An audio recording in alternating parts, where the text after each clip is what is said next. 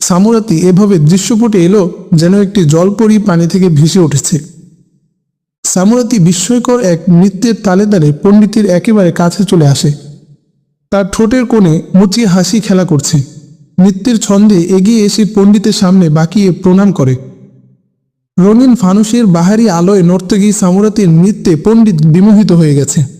সামুরাতির শরীর যখন নাচের নানা মুদ্রায় কখনো ফুটন্ত ফুলের মতো মেলে ধরল এবং বাজনার উচ্চাঙ্গ তালে নিজেকে পাখির মতো বাতাসে ভাসিয়ে রাখল, তখন পণ্ডিত রাজা আনন্দপালকে জিজ্ঞেস করল, এ হিন্দু না মুসলমান?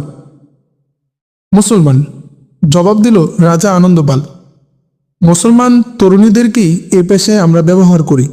এই মেয়েটিকে যদি আমরা মন্দিরের নর্তকী হিসেবে রেখে দিই, তাতে আপনি রাজি হবেন তো?